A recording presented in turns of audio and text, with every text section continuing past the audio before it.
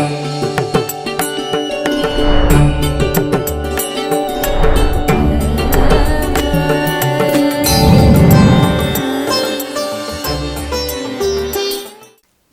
ವೀಕ್ಷಕರೇ, ಶುಭೋದಯ. ಬೃಹತ್ ಜಾತಕಂ ವಿಶೇಷ ನೇರ ಪ್ರಸಾರ ಕಾರ್ಯಕ್ರಮಕ್ಕೆ ತಮ್ಮೆಲ್ಲರಿಗೂ ಪ್ರೀತಿಯ ಸ್ವಾಗತ. ನಾನು ಕಾವ್ಯ ಆಚಾರ್. ಎಂದಿನಂತೆ ಇಂದಿನ ದಿನದ ಪಂಚಾಂಗ, ದ್ವಾದಶ ರಾಶಿಗಳ ಫಲಾನುಫಲಗಳು ಹಾಗೆ ಧಾರ್ಮಿಕ ವಿಚಾರಗಳ ಬಗ್ಗೆ ತಿಳಿಸಿಕೊಡೋದಕ್ಕೆ ಇಂದಿನ ಕಾರ್ಯಕ್ರಮದಲ್ಲಿ ಧಾರ್ಮಿಕ ಚಿಂತಕರು ಹಾಗೂ ಖ್ಯಾತ ಜ್ಯೋತಿಷಿಗಳಾದ ಶ್ರೀ ಆಚಾರ್ಯ ಗುರೂಜಿಯವರು ಕಾರ್ಯಕ್ರಮದಲ್ಲಿದ್ದಾರೆ. ಅವರನ್ನ ಬರಮಾಡಿಕೊಳ್ತಾ ಕಾರ್ಯಕ್ರಮವನ್ನು ಶುರು ಮಾಡ್ತಾ ಹೋಗೋಣ. ಗುರುಗಳೇ ನಮಸ್ತೆ, ಕಾರ್ಯಕ್ರಮಕ್ಕೆ ಸ್ವಾಗತ. ನಮಸ್ತೆ. ಅಸ್ಮದ್ ಗುರುಭ್ಯೋ ನಮಃ. ಅಖಂಡ ಮಂಡಲಾಕಾರಂ ವ್ಯಾಪ್ತಂ ಗೆನ ಚರಾಚರಂ ತತ್ಪದಂ ದರ್ಶಿತಂ ಗೆನ ತಸ್ಮೈ ಶ್ರೀ ಗುರವೇ ನಮಃ. ಆಪದಾಮಪಹರ್ತಾರಂ ಧಾತಾರಂ ಸರ್ವಸಂಪದಾಂ ಲೋಕಾಭಿರಾಮಂ ಶ್ರೀರಾಮಂ ಭೂಯೋರ್ಭೂಯೋ ನಮಾಮ್ಯಹಂ. ಮನೋಜವನ್ ಮಾರುತ ತುಲ್ಯ ವೇಗಂ ಜಿತೇಂದ್ರಿಯಂ ಬುದ್ಧಿಮತಾನ್ ವರಿಷ್ಠಂ ವಾತಾತ್ಮಜನ್ ವಾನರ್ಯೂಥ ಮುಖ್ಯಂ ಶ್ರೀರಾಮಧೂತಂ ಶಿರಸಾ ನಮಾಮಿ. ಜೈ ಶ್ರೀಮನ್ನಾರಾಯಣ. ಗುರೂಜಿಯವರನ್ನ ಬರಮಾಡಿಕೊಂಡಿದ್ದಾಯ್ತು. ಎಂದಿನಂತೆ ಇಂದಿನ ದಿನದ ಪಂಚಾಂಗ ಹೇಗಿದೆ ಅಂತ ಗುರೂಜಿಯವರು ಮೊದಲನೇದಾಗಿ ತಿಳಿಸ್ಕೊಡ್ತಾರೆ. ಎಂದಿನಂತೆ ದಿನನಿತ್ಯವೂ ಕೂಡ ನಾವು ಪಂಚಾಂಗಗಳ ಬಗ್ಗೆ ತಿಳ್ಕೊಬೇಕಾಗುತ್ತೆ. ಯಾಕಂದರೆ ಆ ದಿನದ ತಿಥಿ, ವಾರ, ನಕ್ಷತ್ರ, ಯೋಗ ಮತ್ತು ಕರಣಗಳನ್ನು ತಿಳ್ಕೊಂಡಾಗ ನಮಗೆ ಅದೆಷ್ಟು ಪುಣ್ಯಫಲ ಸಿಗುತ್ತೆ ಅಂತ ಶಾಸ್ತ್ರ ಹೇಳುವಂಥದ್ದು. ತಿಥಿರ್ವಿಷ್ಣುಸ್ತರ ವಾರೋ ನಕ್ಷತ್ರಂ ವಿಷ್ಣುರೇವಚ ಯೋಗಶ್ಚ ಕರಣಂಚೈವ ಸರ್ವಂ ವಿಷ್ಣುಮಯಂ ಜಗತ್ತು ಅಂತ. ನೋಡಿ, ಯಾರೆಲ್ಲ ಪ್ರಾತಃ ಕಾಲಗಳಲ್ಲಿ ಈ ಪಂಚಾಂಗಗಳನ್ನು ಶ್ರವಣವನ್ನು ಮಾಡ್ತಾರೆ, ಹಾಗೆ ಪಠನವನ್ನು ಮಾಡ್ತಾರೆ, ಅವರಿಗೆ ಅನೇಕ ಫಲ ಸಿಗುತ್ತೆ. ಆ ದಿನ ಅಭಿವೃದ್ಧಿ ಆಗುತ್ತೆ. ಮಾಡತಕ್ಕಂತಹ ವ್ಯಾಪಾರ ಉದ್ಯೋಗಗಳಲ್ಲಿ ಕೂಡ, ಮಾಡತಕ್ಕಂತಹ ಶುಭ ಕಾರ್ಯಗಳಲ್ಲಿ ಕೂಡ ಶುಭಪ್ರದ ಆಗುತ್ತೆ ಅಂತ ಶಾಸ್ತ್ರ ಹೇಳುವಂಥದ್ದು. ಇನ್ನು ಈ ದಿನ ವಿಶೇಷವಾಗಿರುವಂತಹ ದಿನ ಅಂತ ಕೂಡ ಹೇಳ್ಬೋದು. ಈ ದಿನ ವಿಶ್ವವಸುನಾಮ ಸಂವತ್ಸರ ಉತ್ತರಾಯಣ ವಸಂತ ಋತು ಚೈತ್ರ ಮಾಸ ಕೃಷ್ಣ ಪಕ್ಷ ಅಂತ. ನೋಡಿ, ಚೈತ್ರ ಮಾಸದ ಕೃಷ್ಣ ಪಕ್ಷದಲ್ಲಿ ನಾವಿರುವಂಥದ್ದು. ಕೃಷ್ಣ ಪಕ್ಷದ ಮಂಗಳವಾರ ದ್ವಿತೀಯ ಬಂದಿರುವಂಥದ್ದು. ವಿಶಾಖ ನಕ್ಷತ್ರ, ಸಿದ್ಧಿಯೋಗ, ಗರಜ ಕರಣವನ್ನು ಕೂಡ ನಾವು ಈ ಪಂಚಾಂಗಗಳಲ್ಲಿ ತಿಳ್ಕೊಬೋದಾಗಿದೆ. ಇನ್ನು ಈ ದಿನದ ರಾಹುಕಾಲ, ಗುಳಿಕ ಕಾಲ ಮತ್ತು ಯಮಗಂಡ ಕಾಲಗಳು. ನೋಡಿ, ನಮ್ಮ ಹಿರಿಯರು ಕೂಡ, ನಮ್ಮ ಪೂರ್ವಜರು ಕೂಡ ಇದನ್ನು ಪರಿಪಾಲನೆ ಮಾಡ್ತಾ ಇದ್ರು, ರಾಹುಕಾಲಗಳನ್ನಾಗಲಿ ಯಮಗಂಡ ಕಾಲಗಳನ್ನಾಗಲಿ ಅಂತ. ನಮ್ಮ ಹಿಂದಿನವರು ಕೂಡ ನೋಡ್ತಾ ಇರ್ತೀವಿ. ನಮ್ಮ ತಂದೆ ತಾಯಿಗಳಾಗಲಿ ಅಥವಾ ನಮ್ಮ ತಾತ ಮುತ್ತಾತಂದರು ಕೂಡ ಎಲ್ಲಾದರೂ ಹೊರಗಡೆ ಶುಭ ಪ್ರಯಾಣ ಮಾಡಬೇಕು ಅಂದರೆ ಯಮಗಂಡ ಕಾಲಗಳನ್ನು ನೋಡಿ, ಮತ್ತು ಏನಾದರೂ ಶುಭ ಕಾರ್ಯ ಪ್ರಾರಂಭ ಮಾಡಬೇಕಂದ್ರೆ ರಾಹುಕಾಲಗಳನ್ನು ನೋಡ್ತಾ ಇದ್ರು ಅನ್ನುವಂಥದ್ದು ನಾವು ಸಾಮಾನ್ಯವಾಗಿ ನೋಡಿರ್ತೀವಿ. ಹಾಗಾಗಿಯೇ ದಿನನಿತ್ಯವೂ ಕೂಡ ನಾವು ಈ ಒಂದು ವಾಹಿನಿಯಲ್ಲಿ ಈ ರಾಹುಕಾಲ, ಯಮಗಂಡ ಕಾಲಗಳ ಬಗ್ಗೆ ತಿಳಿಸ್ಕೊಡ್ತಾ ಬರ್ತಾ ಇದ್ದೀವಿ. ಈ ದಿನ ರಾಹುಕಾಲವನ್ನು ನೋಡಿದಾಗ ನೋಡಿ, ಈ ದಿನ ರಾಹುಕಾಲ ಮಧ್ಯಾಹ್ನ 3:26 4:59 ಈ ದಿನ ನಾವು ರಾಹುಕಾಲವನ್ನು ನೋಡ್ಬೋದು. ಇನ್ನು ಯಮಗಂಡ ಕಾಲ 9:14 10:47 ಈ ದಿನ ನಾವು ಯಮಗಂಡ ಕಾಲವನ್ನು ಕೂಡ ನೋಡ್ಬೋದಾಗಿದೆ. ಇನ್ನು ಗುಳಿಕ ಕಾಲವನ್ನು ನೋಡಿದಾಗ 12:20 1:53 ಈ ದಿನ ನಾವು ಗುಳಿಕ ಕಾಲವನ್ನು ನೋಡ್ಬೋದು. ಇನ್ನು ಬ್ರಾಹ್ಮಿ ಮುಹೂರ್ತ ನೋಡಿ, ದಿನನಿತ್ಯವೂ ಕೂಡ ಬ್ರಾಹ್ಮಿ ಮುಹೂರ್ತದ ಬಗ್ಗೆನೂ ಕೂಡ ತಿಳಿಸ್ಕೊಡ್ತಾ ಬರ್ತಾ ಇದ್ದೀವಿ. ಯಾಕೆ ಬ್ರಾಹ್ಮಿ ಮುಹೂರ್ತ ಅಷ್ಟು ಶ್ರೇಷ್ಠತೆ ಅಂತಂದರೆ, ಈ ಒಂದು ಸಮಯದಲ್ಲಿ ತುಂಬ ವಿಶೇಷವಾಗಿರುವಂಥದ್ದು ಅಂತ ನಾವು ಹೇಳ್ತಾ ಇರ್ತೀವಿ. ಈ ಒಂದು ಸಮಯ ನಮ್ಮ ಚಿತ್ತ ಶುದ್ಧ ಇರುತ್ತೆ. ಋಷಿಮುನಿಗಳು ಕೂಡ ಅಥವಾ ಹಿರಿಯರು ಕೂಡ ಒಂದು ಜಪ ತಪ ಹೋಮ ಹವನಾದಿಗಳನ್ನು ಮಾಡಲಿಕ್ಕೂ ಕೂಡ ಇದೇ ಸಮಯದಲ್ಲಿ ಮಾಡ್ಕೊಳ್ತಾ ಇದ್ರು ಅಂತ. ನೋಡಿ, ಈ ಸಮಯ ಬ್ರಾಹ್ಮಿ ಮುಹೂರ್ತ ಮಕ್ಕಳಲ್ಲಿ ವಿದ್ಯಾರ್ಜನೆಗೋಸ್ಕರ, ವಿದ್ಯಾಭ್ಯಾಸದಲ್ಲಿ ಆಸಕ್ತಿ ಹೆಚ್ಚಾಗಲಿಕ್ಕೂ ಕೂಡ ಇದೇ ಸಮಯ ತುಂಬ ಶ್ರೇಷ್ಠವಾಗಿರುವಂಥದ್ದು. ಈ ಸಮಯ ಈ ದಿನ 4:35 5:21 ಈ ದಿನ ನಾವು ಬ್ರಾಹ್ಮಿ ಮುಹೂರ್ತವನ್ನು ನೋಡ್ಬೋದು. ಇನ್ನು ಈ ದಿನದ ಸೂರ್ಯೋದಯ ಮತ್ತು ಸೂರ್ಯಾಸ್ತಮ. ಈ ದಿನ ಸೂರ್ಯೋದಯ 6:08 ಸೂರ್ಯೋದಯವಾದರೆ ಸಂಜೆ ಸೂರ್ಯಾಸ್ತಮ 6:32 ಈ ದಿನ ಸೂರ್ಯಾಸ್ತಮವಾಗುವುದನ್ನು ಕೂಡ ನಾವು ನೋಡ್ಬೋದಾಗಿದೆ. ವೀಕ್ಷಕರೇ, ಇಂದಿನ ದಿನದ ಪಂಚಾಂಗ ಹೇಗಿದೆ ಅಂತ ಗುರುಜಿಯವರು ತಿಳಿಸ್ಕೊಟ್ರು. ಇನ್ನು ಮುಂದಿನ ಭಾಗದಲ್ಲಿ ನೋಡುವುದಾದ್ರೆ ದ್ವಾದಶ ರಾಶಿಗಳ ಫಲಾನುಫಲಗಳು ಹೇಗಿದೆ ಅನ್ನೋದನ್ನ ಗುರುಜಿಯವರು ತಿಳಿಸ್ಕೊಡ್ತಾರೆ. ನೋಡಿ, ಈ ದಿನ ಮಂಗಳವಾರ. ಸರ್ವ ಮಂಗಳ ಮಾಂಗಲ್ಗೆ ಶಿವೆ ಸರ್ವಾರ್ಥ ಸಾಧಿಕೆ ಶರಣ್ಯೆ ತ್ರ್ಯಂಬಕೆ ದೇವಿ ನಾರಾಯಣಿ ನಮೋಸ್ತುತೆ. ಮಂಗಳ ಗೌರಿಯನ್ನು ಪ್ರಾರ್ಥನೆ ಮಾಡ್ಕೊಳ್ಬೇಕು. ಯಾರಿಗೆಲ್ಲ ಕುಲದೇವರು, ಹೆಣ್ಣು ದೇವರು, ಶಕ್ತಿ ದೇವತೆ ಇರ್ತಾರೆ ಅಥವಾ ಮಹಾಲಕ್ಷ್ಮಿ ಇರುವಂಥದ್ದು, ಇವರೆಲ್ಲರಿಗೂ ಕೂಡ ಈ ದಿನ ಒಂದು ತುಪ್ಪದ ದೀಪವನ್ನು ಹಚ್ಚಿ ದಿನವನ್ನು ಪ್ರಾರಂಭ ಮಾಡಿ ಅನುಕೂಲಗಳಾಗುವಂಥದ್ದು. ಮಂಗಳವಾರ ಏನಾದರೂ ಕೆಲಸ ಕಾರ್ಯ ಅಂದುಕೊಂಡಿದ್ರೆ ಆ ಕೆಲಸ ಕಾರ್ಯಗಳೆಲ್ಲ ಕೂಡ ನೀವು ಈ ದಿನ ಯಶಸ್ಸನ್ನು ಕೂಡ ಪಡಿಬೋದು. ಇನ್ನು ದ್ವಾದಶ ರಾಶಿಗಳು ಮೇಷ, ವೃಷಭ, ಮಿಥುನ, ಕಟಕ, ಸಿಂಹ, ಕನ್ಯಾ, ತುಲಾ, ವೃಶ್ಚಿಕ, ಧನಸ್ಸು, ಮಕರ, ಕುಂಭ ಮತ್ತು ಮೀನರಾಶಿಗಳು. ಈ ದಿನ ಈ 12 ರಾಶಿಗಳ ಫಲಾನುಫಲಗಳು ನೋಡುವಂಥದ್ದು. ಪ್ರಥಮ ರಾಶಿ ಮೇಷರಾಶಿ. ಈ ದಿನ ಮೇಷರಾಶಿಯವರಿಗೆ ದೂರದ ಪ್ರಯಾಣ ಹೋಗುವ ಸಾಧ್ಯತೆ ಹೆಚ್ಚು ಈ ದಿನ ಅಂತ ಹೇಳ್ತಾ ಇದೆ. ಮೇಷರಾಶಿಯವ್ರು ನೋಡ್ಕೊಳ್ಬೇಕು, ಇವತ್ತು ನೋಡಿ ಪ್ರಯಾಣ ಇರುತ್ತೆ ಅಂತ ನಿಮ್ಮ ವ್ಯಾಪಾರದ ನಿಮಿತ್ತನೋ ಅಥವಾ ಉದ್ಯೋಗದ ನಿಮಿತ್ತ ಇವತ್ತು ದೂರ ಪ್ರಯಾಣ ಹೋಗುವಂತಹ ಅವಕಾಶಗಳು ಹೆಚ್ಚಿರುತ್ತೆ. ನೋಡಿ, ಪ್ರಯಾಣದಲ್ಲಿ ಎಚ್ಚರಿಕೆ ಇರಲಿ, ಕೆಲಸ ಕಾರ್ಯಗಳ ಯಶಸ್ಸನ್ನು ಪಡಿತೀರಾ. ಏನಾದರೂ ದೂರದ ಪ್ರಯಾಣ ಇದ್ರು ಅಂದ್ರೂ ಕೂಡ ಇವತ್ತು ಹೋಗಿ ಕೆಲಸದಲ್ಲಿ ಯಶಸ್ಸನ್ನು ಕೂಡ ಪಡಿತೀರಾ ಅಂತ ಹೇಳುವಂಥದ್ದು. ಇನ್ನು ಮೇಷರಾಶಿಯವರು ಯಾರೆಲ್ಲ ರಾಜಕೀಯ ನಾಯಕರಿಗೆ ವಿರೋಧಿಗಳಿಂದ ಸಮಸ್ಯೆ ಆಗುತ್ತೆ, ಹೆಚ್ಚಾಗುತ್ತೆ ಅಂತ ಹೇಳ್ತಾ ಇದೆ. ಯಾರೆಲ್ಲ ರಾಜಕೀಯವಾಗಿ ಮುನ್ನಡಿಬೇಕು ಅಂತ ಹೇಳ್ತೀರಾ, ನಿಮ್ಮನ್ನು ನೀವು ರಾಜಕೀಯವಾಗಿ ನಿಮ್ಮನ್ನು ನೀವು ತೊಡಗಿಸ್ಕೊಂಡಿರ್ತೀರಾ, ಮೇಷರಾಶಿಯವರು ಜಾಗೃತರಾಗಿರಬೇಕು ಅಂತ ಹೇಳ್ತಾ ಇದೆ. ಇವತ್ತು ಏನಾಗುತ್ತೆ, ನಿಮಗೆ ಸಮಸ್ಯೆ ಇರುವಂಥದ್ದು ವಿರೋಧಿಗಳಿಂದ ಆ ಸಮಸ್ಯೆ ಅಂತ ಇದೆ. ಯಾಕಂದರೆ ರಾಜಕೀಯ ಅಂದಾಗಲೇ ಬರುತ್ತೆ, ಅವರಿಗೆ ವಿರೋಧಿಗಳು ಇದ್ದೇ ಇರ್ತಾರಲ್ವ. ಒಬ್ಬರು ಚೆನ್ನಾಗಿ ಬೆಳೀತಾ ಇದ್ದಾರೆ ಅಂತಂದರೆ ಅದನ್ನು ತುಳಿಲಿಕ್ಕೆ ತುಂಬ ಜನ ನಮ್ಮ ಅಕ್ಕಪಕ್ಕದಲ್ಲಿ ಇರ್ತಾರೆ. ಹಾಗಾಗಿ ಸ್ವಲ್ಪ ವಿರೋಧಿಗಳಿಂದ ಸಮಸ್ಯೆ ಹೆಚ್ಚಾಗುವಂತಹ ಸಂಭವ ಇರುತ್ತೆ. ಹಾಗಾಗಿ ಜಾಗೃತರಾಗಿ ಕೆಲಸ ಕಾರ್ಯಗಳನ್ನು ಮಾಡ್ಕೊಳ್ಬೇಕು ಈ ದಿನ ರಾಜಕೀಯ ವರ್ಗದವರು ಮೇಷರಾಶಿಯರಲ್ಲೇ ಇರ್ತಾರೆ ಅವ್ರಿಗೆ. ಇನ್ನು ವೃಷಭ ರಾಶಿಯವರಿಗೆ ಇದನ್ನು ನಾವು ನೋಡಿದಾಗ, ವೃಷಭ ರಾಶಿಯವರಿಗೆ ಬೇರೆಯವರ ಕೆಲಸದಿಂದ ನಿಮ್ಮ ಕೆಲಸ ಕಾರ್ಯಗಳಲ್ಲಿ ತೊಂದರೆ ಉಂಟಾಗುತ್ತೆ ಅಂತ ಹೇಳ್ತಾ ಇದೆ. ಯಾರೆಲ್ಲ ವೃಷಭ ರಾಶಿಗಳು ಇರ್ತಾರೆ ಸ್ವಲ್ಪ ನೋಡಬೇಕು, ನೋಡಿ ತಿಳ್ಕೊಬೇಕಾಗುತ್ತೆ. ಬೇರೆಯವರ ಕೈಗೆ ಕೆಲಸವನ್ನು ಕೊಡಬೇಡಿ ಅಂತ ಹೇಳ್ತಾ ಇದೆ. ಏನಾದರೂ ಕೆಲಸ ಕಾರ್ಯ ಇತ್ತಂದ್ರೆ ನೀವೇ ಮಾಡ್ಕೊಳ್ಬೇಕು. ಯಾಕಂದರೆ ಈ ಬೇರೆಯವರಿಂದ ನಿಮಗೇನು ನಿಮ್ಮ ಕೆಲಸ ಕಾರ್ಯಗಳಲ್ಲಿ ತೊಂದರೆ ಉಂಟಾಗುತ್ತೆ, ನೀವೇನು ಮಾಡಬೇಕಾಗಿರೋ ಕೆಲಸ ಅರ್ಧಕ್ಕೆ ನಿಂತು ಹೋಗುವಂಥದ್ದು ಕೂಡ ಆಗ್ಬಿಡುತ್ತೆ. ಹಾಗಾಗಿ ಬೇರೆ ಯಾರನ್ನೂ ನಂಬಾರ್ದು, ನಿಮ್ಮ ಕೆಲಸ ನೀವೇ ಇವತ್ತು ಮಾಡ್ಕೊಳ್ಳಿ, ಅನುಕೂಲ ಆಗುವಂಥದ್ದು ವೃಷಭ ರಾಶಿಯವರಿಗೆ. ಇನ್ನು ಪತ್ರಿಕಾ ರಂಗದಲ್ಲಿ ಕಾರ್ಯನಿರ್ವಹಿಸುವವರಿಗೆ ಗೌರವ ದೊರೆಯುವಂಥದ್ದು. ಎಲ್ಲ ವೃಷಭ ರಾಶಿಯವರು ಈ ಪತ್ರಿಕೆ ವರದಿಗಾರರಿರ್ತಾರೆ, ಅವರಿಗೆ ನೋಡಿ ತುಂಬ ಗೌರವ ಹೆಚ್ಚಾಗುವಂತಹ ಸಂದರ್ಭ, ಮುನ್ಸೂಚನೆ ಇರುವಂಥದ್ದು ಈ ದಿನ ಅನುಕೂಲದ ದಿನ ಪತ್ರಕರ್ತರಿಗೆ ಅಂತ ಹೇಳ್ಬೋದು ಈ ದಿನ ವೃಷಭ ರಾಶಿಯವರಿಗೆ. ಇನ್ನು ಮಿಥುನ ರಾಶಿಯವರಿಗೆ ಇದನ್ನು ನೋಡಿದಾಗ, ನಿಂತು ಹೋದ ಕೆಲಸ ಕಾರ್ಯಗಳಲ್ಲಿ ಚಾಲನೆ. ನೋಡಿ, ಒಳ್ಳೆ ವಿಚಾರ ಇದು ಮಿಥುನ ರಾಶಿಯವರಿಗೆ. ನೋಡಿ, ಯಾವುದೋ ಒಂದು ಮನೆ ಕಟ್ತಾ ಇರ್ತೀರಾ, ಯಾವುದೋ ಒಂದು ಕಾರಣಾಂತರಗಳಿಂದ ನಿಂತು ಹೋಗ್ಬಿಟ್ಟಿರುತ್ತೆ, ಅಥವಾ ಯಾವುದೋ ಒಂದು ಉದ್ಯೋಗ ಪ್ರಾರಂಭ ಮಾಡಬೇಕು ಅಂತ ಪ್ರಾರಂಭ ಆಗಿರುತ್ತೆ, ಆದರೆ ಅರ್ಧಕ್ಕೆ ನಿಂತು ಹೋಗ್ಬಿಟ್ಟಿರೋದು. ಕೆಲವೊಂದು ವಿಚಾರಗಳಲ್ಲಿ ಯಾವುದೋ ಒಂದು ದೃಷ್ಟಿದೋಷದಿಂದನೋ ಅಥವಾ ಆರ್ಥಿಕ ಸಮಸ್ಯೆಗಳಿಂದನೋ ಕೆಲಸ ಕಾರ್ಯಗಳಲ್ಲೂ ಸ್ಥಗಿತಗೊಂಡಿರುತ್ತೆ, ನಿಂತು ಹೋಗಿರುತ್ತವಲ್ವಾ. ಆ ಕೆಲಸ ಕಾರ್ಯಗಳು ಎಲ್ಲರಿಗೂ ಕೂಡ ಮಿಥುನ ರಾಶಿಯವರಿಗೆ ಅನುಕೂಲದ ದಿನಗಳು ಅಂತ ಹೇಳ್ಬೋದು. ಅದರ ಕಡೆ ಗಮನವನ್ನು ಕೊಡಬೇಕಾದ, ಕೆಲವರು ಅದನ್ನು ಮರ್ತು ಹೋಗ್ಬಿಟ್ಟಿರ್ತಾರೆ, ಸುಮ್ಮನೆ ಆಗ್ಬಿಟ್ಟಿರ್ತಾರೆ, ಕೆಲಸ ಆಗಲ್ಲ ಅಂದ್ಕೊಂಡ್ಬಿಟ್ಟಿರ್ತೀರಲ್ವ. ಆ ಕೆಲಸ ಮತ್ತೆ ಪುನರ್ ಜೀವನ ಪಡೆದುಕೊಳ್ಳುವಂಥದ್ದು ನೋಡಿ, ಮತ್ತೆ ನಿರ್ಮಾಣ ಮಾಡ್ಕೊಳ್ಳಿ. ಎಲ್ಲ ಕೆಲಸ ಕಾರ್ಯದಲ್ಲಿ ಯಶಸ್ಸನ್ನು ಪಡಿತೀರಾ. ನಿಂತೋಗಿರೋ ಕೆಲಸಗಳೆಲ್ಲವೂ ಕೂಡ ಯಶಸ್ಸಿನತ್ತ ಸಾಗುತ್ತೆ. ಇನ್ನು ಆರೋಗ್ಯದ ಬಗ್ಗೆ ಗಮನವನ್ನು ಹರಿಸಬೇಕಾಗುತ್ತೆ ಮಿಥುನ ರಾಶಿಯವರು.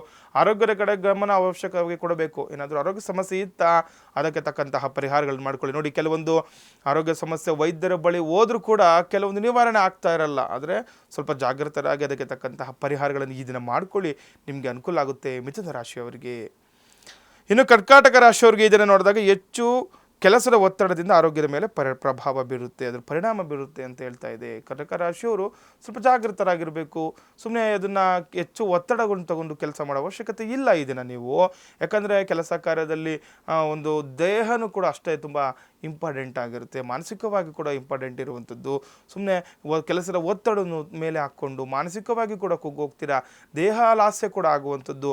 ಇದರಿಂದ ದುಷ್ಪರಿಣಾಮವಾಗಿ ಆರೋಗ್ಯದ ಮೇಲೆ ಕೆಟ್ಟ ಪರಿಣಾಮ ಬೀರುತ್ತೆ, ಆರೋಗ್ಯದ ಮೇಲೆ ಕೂಡ ಅದರ ಪ್ರಭಾವ ಹೆಚ್ಚಾಗುತ್ತೆ. ಹಾಗಾಗಿ ಸ್ವಲ್ಪ ಜಾಗೃತರಾಗಿ ಕೆಲಸ ಕಾರ್ಯಗಳನ್ನು ಇದನ್ನು ಮಾಡ್ಕೊಳ್ಬೇಕು ಕಟಕ ರಾಶಿಯವರು. ಇನ್ನು ಮಾನಸಿಕ ಧೈರ್ಯ ಅಗತ್ಯ ಇರುವಂಥದ್ದು. ನೋಡಿ, ಮಾನಸಿಕವಾಗಿ ಧೈರ್ಯವಾಗಿರಿ, ಕೆಲಸ ಕಾರ್ಯಗಳು ಹಾಗೆ ಆಗುತ್ತೆ, ಒಂದು ಸ್ವಲ್ಪ ತಡವಾಗ್ಬೋದು, ಆದರೆ ನಿಮ್ಮ ಅಂದ್ಕೊಂಡಿರೋ ಕೆಲಸ ಕಾರ್ಯಗಳು ಯಶಸ್ಸಿನತ್ತ ಸಾಗುತ್ತೆ. ಹಾಗಾಗಿ ಸ್ವಲ್ಪ ಧೈರ್ಯವಾಗಿ, ಮಾನಸಿಕವಾಗಿ ಸದೃಢರಾಗಿ, ಸಬಲರಾಗಿ ಕೆಲಸ ಕಾರ್ಯಗಳನ್ನು ಮಾಡ್ಕೊಳ್ಳಿ, ಅನುಕೂಲ ಆಗುವಂಥದ್ದು. ಇನ್ನು ಕೃಷಿಕರಿಗೆ ತೋಟಗಾರಿಕೆಯಲ್ಲಿ ಹೆಚ್ಚಿನ ಲಾಭ ಇರುವಂಥದ್ದು.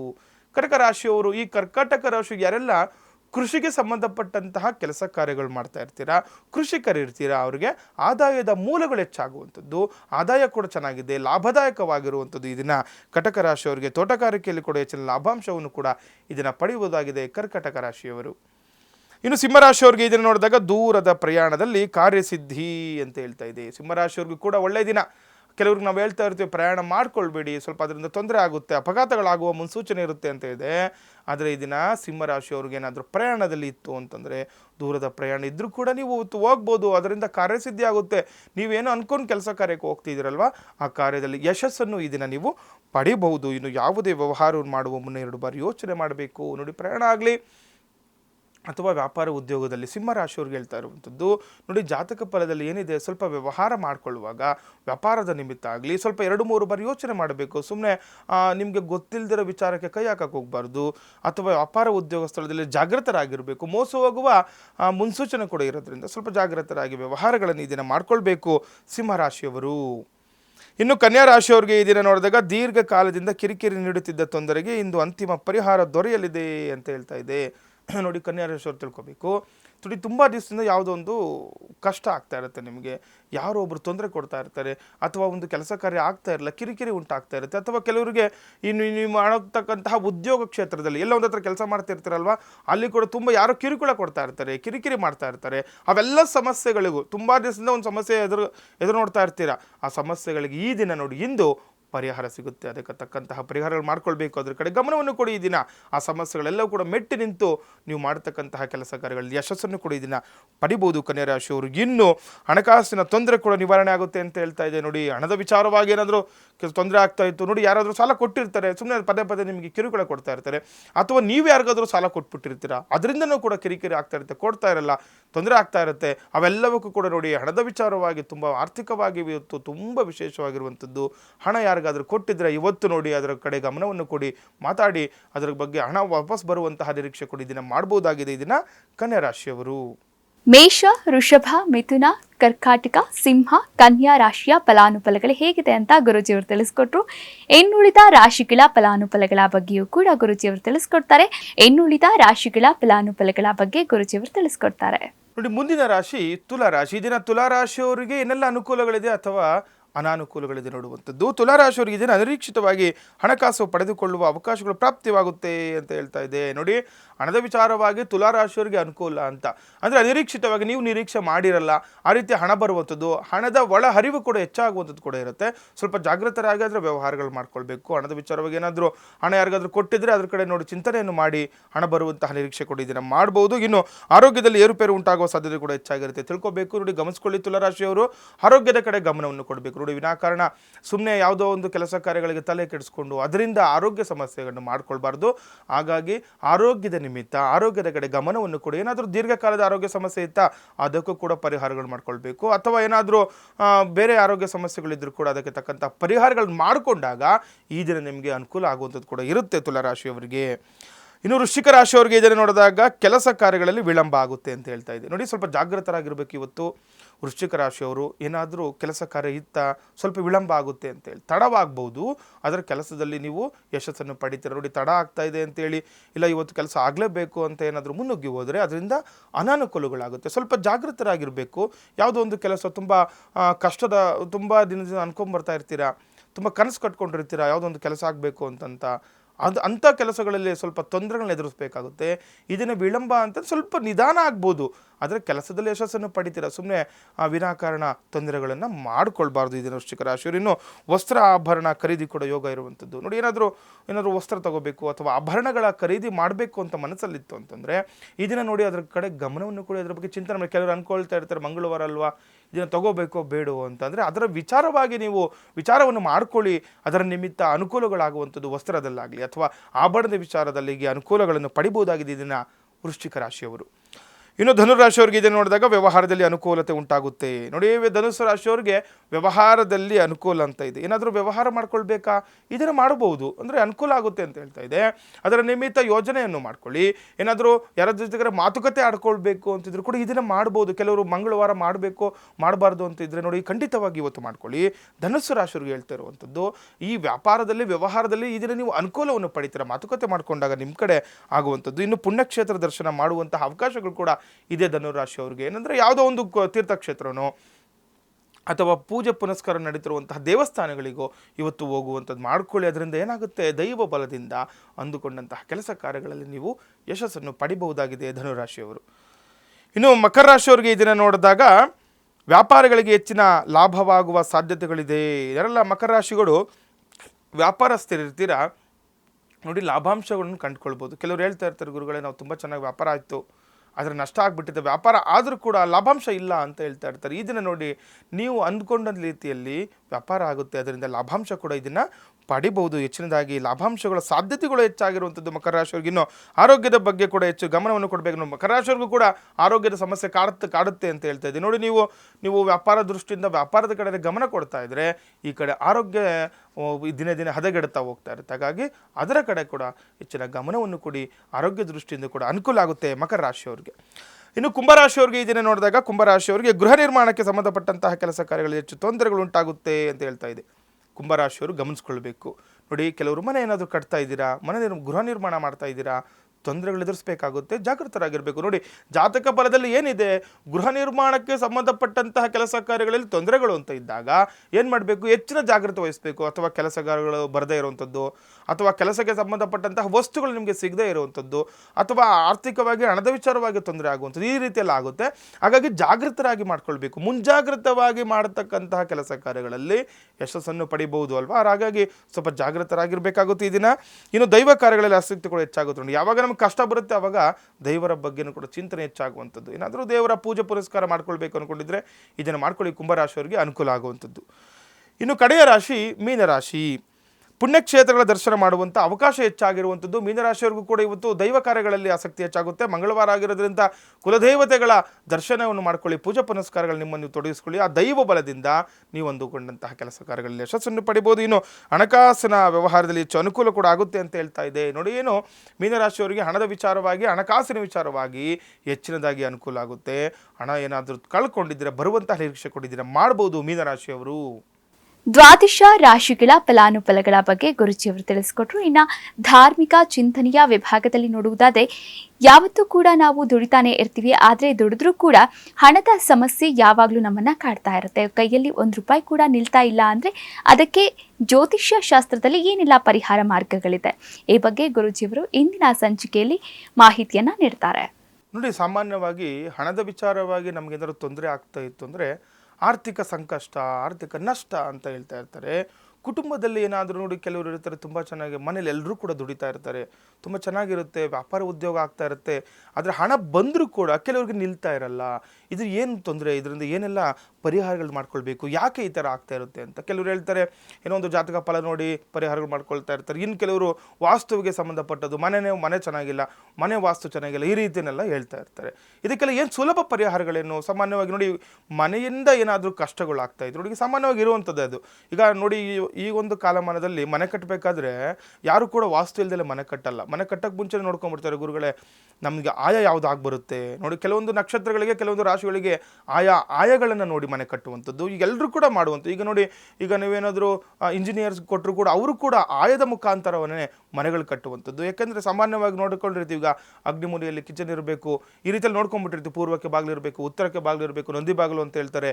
ಆಮೇಲೆ ಶುಭ ಸ್ಥಳಗಳಲ್ಲಿ ಬಾಗಿಲುಗಳು ಇರಬೇಕು, ಕಿಟಕಿಗಳು ಇಷ್ಟೇ ಇರಬೇಕು, ಅಂದರೆ ಬಾಗಿಲುಗಳು ಇಷ್ಟೇ ಇರಬೇಕು, ಇಷ್ಟೇ ಒಂದು ಗಾತ್ರದಲ್ಲಿ ಇರಬೇಕು. ಎಲ್ಲವನ್ನು ಕೂಡ ಸಾಮಾನ್ಯವಾಗಿ ಎಲ್ಲರೂ ಕೂಡ ತಿಳ್ಕೊಂಬಿಟ್ಟಿರ್ತಾರೆ ಇವಾಗ. ಯಾಕಂದರೆ ವಾಸ್ತುವಿಗೆ ಅಷ್ಟೊಂದು ಒಂದು ಪ್ರಾಶಸ್ತ್ಯ ಕೊಟ್ಟಿರುವಂಥದ್ದು ಈ ಒಂದು ಕಾಲಮಾನದಲ್ಲಿ. ಈ ರೀತಿ ಮನೆಯಲ್ಲಿ ಏನಾದರೂ ವಾಸ್ತುವಿನ ಜೋಡಣೆಯಲ್ಲಿ ತೊಂದರೆ ಆಗಿತ್ತು ಅಂತಂದರೆ, ಮನೆಯ ವಾಸ್ತು ಏನಾದರೂ ಕೆಟ್ಟೋಗಿತ್ತು ಅಂತಂದರೆ ಏನು ಪರಿಹಾರಗಳು ಮಾಡ್ಕೊಳ್ಬೇಕು, ಇದರಿಂದ ಏನು ಸಮಸ್ಯೆಗಳು ನಾವು ಎದುರು ನೋಡ್ತೀವಿ ಅಂತ ತಿಳ್ಕೊಬೇಕಾಗುತ್ತೆ. ನೋಡಿ, ಏನಾದರೂ ಮನೆಯಲ್ಲಿ ವಾಸ್ತುವಿಗೆ ಸಂಬಂಧಪಟ್ಟಂತ ತೊಂದರೆ ಆಗಿತ್ತು ಅಥವಾ ಯಾಕೆ ಈ ಥರ ತೊಂದರೆ ಆಗುತ್ತೆ ಅಂತ ನೋಡಿ, ಮನೆ ಕಟ್ಟೋ ಮೊದಲು ನಾವು ಭೂಶುದ್ಧಿ ಅಂತ ಮಾಡ್ಕೊಳ್ಬೇಕು. ಕೆಲವರಿಗೆ ಗೊತ್ತಿರುತ್ತೆ, ಕೆಲವರು ಗೊತ್ತಿರಲ್ಲ. ಭೂಶುದ್ಧಿ ಕೆಲವರು ಮಾಡ್ಕೊಂಡಿರಲ್ಲ, ಕೆಲವರು ಮಾಡ್ಕೊಂಡಿದ್ರು ಕೂಡ ಅದು ಯಾವ ರೀತಿ ಮಾಡ್ಕೊಳ್ಬೇಕಂತ ಗೊತ್ತಿರಲ್ಲ. ನೋಡಿ, ಒಂದು ಮನೆ ಅಂತ ಕಟ್ಟುವಾಗ ನಾವು ಭೂಮಿಯ ಪರೀಕ್ಷೆಯನ್ನು ಮಾಡಬೇಕಾಗುತ್ತೆ ಪ್ರಥಮವಾಗಿ. ಅಂದರೆ ನೋಡಿ, ಆ ಸ್ಥಳ ಯಾವ ರೀತಿ ಇದೆ, ಹಿಂದೆ ಏನಿತ್ತು ಆ ಒಂದು ಜಾಗದಲ್ಲಿ. ನೋಡಿ, ಕೆಲವರು ಈಗ ಯಾವುದೊಂದು ಹಳೆ ಕಟ್ಟಡ ಇರುತ್ತೆ, ಅದನ್ನು ನಿರ್ನಾಮ ಮಾಡಿ ಕಟ್ಕೊಂಡ್ಬಿಡ್ತಾರೆ. ಅಥವಾ ಕೆಲವರು ಯಾವುದೋ ಹೊಸ ಜಾಗ ಒಂದು, ಈಗ ಊರಿಂದ ಆಚೆ, ಯಾಕೆಂದರೆ ಈಗ ನಿಮಗೆ ಹೊಸ ಜಾಗ ಅಂತಂದರೆ ಊರಿಂದ ಆಚೆನೇ ಸಿಗೋದು, ನಿಮಗೆ ಊರಿನ ಒಳಗಡೆ ಯಾಕೆಂದರೆ ಸಿಗೋದಿಲ್ಲ. ಎಲ್ಲ ಮನೆಗಳೆಲ್ಲ ಆಗೋಗ್ಬಿಟ್ಟಿರುತ್ತೆ. ನಿಮಗೆ ಜಾಗ ಬೇಕಂದರೆ ನಾವು ಹೊರಗಡೆನೇ ಹೋಗಬೇಕಾಗುತ್ತೆ. ಆ ಸ್ಥಳ ಹಿಂದೆ ಏನಾಗಿತ್ತು, ಅಲ್ಲಿ ಏನಿತ್ತು, ಅದನ್ನು ನಾವು ಅವಶ್ಯಕವಾಗಿ ತಿಳ್ಕೊಬೇಕಾಗುತ್ತೆ. ಇದನ್ನೇ ನಾವು ಪರೀಕ್ಷೆ ಅಂತ ಹೇಳುವಂಥದ್ದು. ಅಲ್ಲೇನಾದರೂ ಶಲ್ಯ ದೋಷಗಳಿತ್ತು ಅಂತಂದರೆ, ಏನಾದರೂ ಮೂಳೆಗಳು ಅಕಸ್ಮಾತ್ ಇದ್ದರೆ, ಅಥವಾ ಯಾವುದಾದ್ರೂ ಸ್ಮಶಾನ ಆಗಿತ್ತು, ಅದಕ್ಕೆ ಯಾಕೆಂದರೆ ಇವಾಗೆಲ್ಲ ಅಪಾರ್ಟ್ಮೆಂಟ್ಸ್ ಎಲ್ಲ ಕಟ್ತಾರಲ್ವ, ಈ ಕೆರೆ ನಾಶ ಮಾಡಿ ಕಟ್ಟುವಂಥದ್ದು ಈ ರೀತಿಯೇ ಆಗಿರುತ್ತೆ. ಅಲ್ಲಿ ಆ ಒಂದು ಸ್ಥಳದಲ್ಲಿ ಹಿಂದೆ ಏನಾಗುತ್ತೋ ನಮಗೆ ಗೊತ್ತಿಲ್ಲ. ಅಲ್ಲಿ ಏನಾದರೂ ಅಸ್ಥಿಗಳು ಇರುವಂಥದ್ದು, ಅಥವಾ ಈ ನಾಯಿಗಳ ಮೂಳೆಗಳು ಸಿಗುವಂಥದ್ದು, ದನದ ಮೂಳೆಗಳು ಸಿಗುವಂಥದ್ದು, ಈ ರೀತಿ ಮೂಳೆಗಳು ಸಿಗ್ತಾ ಇದ್ದರೆ ಅದು ಕೂಡ ತೊಂದರೆ ಅಂತ ಹೇಳುತ್ತೆ ಶಾಸ್ತ್ರದ ಪ್ರಕಾರ. ಅಲ್ಲಿ ಮನೆ ಕಟ್ಟಬಾರ್ದು ಅಂತ ಹೇಳುತ್ತೆ. ಮತ್ತು ಏನಾದರೂ ಇನ್ನೇನು ಶಲ್ಯ ದೋಷಗಳು ಅಂತ ಹೇಳಿದಾಗ ಹಳೆ ಮನೆಯ ಎಂಚುಗಳು ಸಿಗ್ತಾ ಇರುತ್ತೆ, ಕೆಲವರಿಗೆ ಎಂಚುಗಳು ಸಿಗುವಂಥದ್ದು, ಅಥವಾ ದೇವಸ್ಥಾನಕ್ಕೆ ಸಂಬಂಧಪಟ್ಟಂತಹ ಉಪಕರಣಗಳು ಸಿಕ್ಕಿದ್ರೆ ಅಲ್ಲಿ ಮನೆ ಕಟ್ಟಬಾರ್ದು ಅಂತ ದೋಷ ಹೇಳುತ್ತೆ. ಆದರೆ ಕೆಲವರು ಏನಾಗ್ಬಿಡುತ್ತೆ, ಒಂದು ಒಂದು ಅಂದರೆ ಅವ್ರಿಗೆ ಬೇರೆ ಅವಕಾಶಗಳಿರಲ್ಲ, ಮನೆ ಕಟ್ಟಲೇಬೇಕಾಗುತ್ತೆ. ಇದಕ್ಕೆ ತಕ್ಕಂತಹ ಪರಿಹಾರಗಳನ್ನು ಮಾಡಿಕೊಂಡು ಮನೆ ಕಟ್ಟಬೇಕಾಗುತ್ತೆ. ಆ ಮನೆ ಅದೇ ರೀತಿ ಪರಿಹಾರ ಮಾಡ್ದಲೇ ಮನೆ ಕಟ್ಟಿದ್ರು, ಕೆಲವು ಸುಮ್ಮನೆ ಭೂಮಿ ಪೂಜೆ ಮಾಡಿಕೊಂಡು ಅದು ಮನೆ ನಿರ್ಮಾಣ ಆಗಿತ್ತು ಅಂತಂದರೆ ಅಲ್ಲಿ ಏನು ಸಮಸ್ಯೆಗಳು ಕಾಣ್ತೀವಿ ನೋಡಿ. ಪ್ರಥಮವಾಗಿ ಹೊಡೆಯೋದೇ ಆರೋಗ್ಯ ಸಮಸ್ಯೆ ಬಂದ್ಬಿಡುತ್ತೆ. ಪ್ರಥಮವಾಗಿ ಏನಾಗುತ್ತೆ, ಮನೆಗೆ ಹೋದ ತಕ್ಷಣ ಆರೋಗ್ಯ ಸಮಸ್ಯೆ ಬರುತ್ತೆ. ಮತ್ತು ಅದರ ನಂತರ ಏನಾಗುತ್ತೆ, ವ್ಯಾಪಾರ ಉದ್ಯೋಗಗಳಲ್ಲಿ ನಾವು ಕುಂಠಿತ ಆಗ್ತೀವಿ. ನೋಡಿ, ಯಾರೋ ಒಬ್ಬರು ಕೆಲಸಕ್ಕೆ ಚೆನ್ನಾಗಿ ಹೋಗ್ತಾ ಇರ್ತಾರೆ, ಒಳ್ಳೆ ಕೆಲಸ ಇರುತ್ತೆ, ಆದರೆ ಎದ್ದು ಅಲ್ಲಿ ಕೆಲಸಕ್ಕೆ ಹೋಗ್ಲಿಕ್ಕೆ ಆಗಲ್ಲ, ತುಂಬ ಕಷ್ಟ ಅನುಭವಿಸ್ತಾರೆ, ಮಾನಸಿಕವಾಗಿ ತೊಂದರೆ ಆಗುವಂಥದ್ದು, ದೈಹಿಕವಾಗಿ ಕೂಡ ನಷ್ಟ ಆಗ್ತಾ ಇರುತ್ತೆ, ಎದ್ದು ಹೋಗ್ಲಿಕ್ಕೂ ಕೂಡ ಆಗಲ್ಲ, ಸೋಂಬೇರಿತನ ಜಾಸ್ತಿ ಆಗುವಂಥದ್ದು. ಇದರ ಜೊತೆ ಮನೆಯಲ್ಲಿ ಮನೆಗಳ ಅಂದರೆ ಯಾರು ಮನೆಯಲ್ಲಿ ವಾಸ ಮಾಡ್ತಾರೆ ಅವರ ಒಬ್ಬರಿಗೊಬ್ಬರ ನಡುವೆ ವೈಮನಸ್ಸು ಏರ್ಪಾಡಾಗುತ್ತೆ. ಒಬ್ರು ಕಂಡ್ರೆ ಒಬ್ರು ಆಗಲ್ಲ, ಇಲ್ಲ ಒಬ್ರು ಹೇಳಿದ್ದು ಒಬ್ರಿಗೆ ಇಷ್ಟ ಆಗಲ್ಲ, ಈ ರೀತಿ ಏನಾದರೂ ಮನೇಲಿ ಆಗ್ತಾ ಇತ್ತು. ಇದರ ಜೊತೆ ನೋಡಿ ವಿಶೇಷವಾಗಿರುವಂಥದ್ದು ಹಣದ ವಿಚಾರ. ನೋಡಿ, ಹಣ ಇಲ್ಲ ಅಂತಂದರೆ ತುಂಬ ಕಷ್ಟ ಆಗೇ ಆಗುತ್ತೆ ಮನೆಯಲ್ಲಿ. ಈಗ ದುಡಿತಿದ್ದ ಒಂದು ಮಗ ಏನಾದರೂ ಕಷ್ಟ ಆಗಿಬಿಟ್ಟು ದುಡಿತಾ ಇಲ್ಲ ಅಥವಾ ಹಣ ಬರ್ತಾ ಇಲ್ಲ, ಅಥವಾ ನೀವು ಒಳ್ಳೆ ಎಲ್ಲರೂ ಸೇರಿ ಕುಟುಂಬದಿಂದ ಒಂದು ವ್ಯಾಪಾರ ಉದ್ಯೋಗ ಮಾಡ್ತಾ ಇರ್ತೀರಾ, ಅದರಿಂದನೂ ಏನಾದರೂ ನಿಮಗೆ ತೊಂದರೆ ಆಗ್ತಾ ಇತ್ತು ಅಂತಂದರೆ ಈ ವಾಸ್ತುವಿಗೆ ಸಂಬಂಧಪಟ್ಟಂತಹ ಪೂಜೆ ಪುನಸ್ಕಾರ ಮಾಡಬೇಕು. ನೋಡಿ, ವಾಸ್ತುಶಾಸ್ತ್ರದಲ್ಲಿ ಏನು ಹೇಳುತ್ತೆ, ಕೆಲವೊಂದು ದೃಷ್ಟಿ ದೋಷಗಳು ಅಂತಲೂ ಕೂಡ ಹೇಳ್ತೀವಿ. ನಾವು ಸಾಮಾನ್ಯವಾಗಿ ಮನೆ ಮುಂದೆ ದೃಷ್ಟಿಗೆ ಸಂಬಂಧಪಟ್ಟದ್ದು ಇಟ್ಟಿರ್ತೀವಿ. ಈಗ ನೋಡಿ, ನಮ್ಮ ಹಿಂದಿನಿಂದ ಮಾಡ್ಕೊಂಬಂದಿರುವಂಥದ್ದು, ನಾವು ಮನೆಯ ಒಳಗಡೆ ಬಾಗಿಲಿಂದ ಎಂಟ್ರಿ ಆದ ತಕ್ಷಣ ಅಂದರೆ ಪ್ರವೇಶ ಆದ ತಕ್ಷಣ ಬಾಗಿಲ ಮೇಲೆ ಕೆಲವೊಂದು ತಂತ್ರ ಮಾಡಿರ್ತಾರೆ. ಕೆಲವೊಂದು ತೆಂಗಿನಕಾಯಿಗಳು ಕಟ್ಟಿರುವಂಥದ್ದು, ಯಂತ್ರಗಳನ್ನ ಕಟ್ಟಿರುವಂಥದ್ದು, ನಿಂಬೆಹಣ್ಣು ಕಟ್ಟಿರುವಂಥದ್ದು, ಗಿಡಮೂಲಿಕೆಗಳನ್ನ ಕಟ್ಟಿರುವಂಥದ್ದು, ಇದೆಲ್ಲ ನಾವು ಸಾಮಾನ್ಯವಾಗಿ ನೋಡ್ತಾನೆ ಇರ್ತೀವಿ. ಇದೆಲ್ಲ ಯಾಕೆ, ವಾಸ್ತುವಿಗೆ ಸಂಬಂಧಪಟ್ಟಿದ್ದು. ಮನೆಯ ವಾಸ್ತುವಿಂದ ಏನಾದರೂ ದೋಷಯುಕ್ತವಾಗಿದ್ದರೆ ಅವೆಲ್ಲ ನಿವಾರಣೆ ಆಗಲಿ ಅಂತ. ಇನ್ನು ವಾಸ್ತುಶಾಸ್ತ್ರದಲ್ಲಿ ಏನು ಹೇಳುತ್ತೆ, ವರ್ಷಕ್ಕೊಮ್ಮೆ ಆಗಲಿ ಮನೆಯಲ್ಲಿ ಯಾವುದೇ ರೀತಿಯ ವಾಸ್ತು ಸಮಸ್ಯೆ ಇರಲಿ, ವರ್ಷಕ್ಕೆ ಒಮ್ಮೆ ಆದರೂ ಒಂದು ವಾಸ್ತು ಪುರುಷ ವಾಸ್ತು ಹೋಮವನ್ನು ಮಾಡಿದಾಗ ನಮಗೆ ಅನುಕೂಲ ಆಗುತ್ತೆ. ಏನೇ ವಾಸ್ತು ದೋಷಗಳಿದ್ರೂ ಕೂಡ ಪರಿಹಾರ ಆಗುತ್ತೆ ಅಂತ ಹೇಳುತ್ತೆ. ನೋಡಿ, ಇವೆಲ್ಲವಕ್ಕೂ ಪರಿಹಾರ ಬೇಕು ಅಂತಂದರೆ ವರ್ಷಕ್ಕೊಮ್ಮೆ ಆದರೂ ಮನೆಯಲ್ಲಿ ಒಂದು ಹೋಮ ಹವನಗಳಾಗ್ತಾ ಇರಬೇಕು.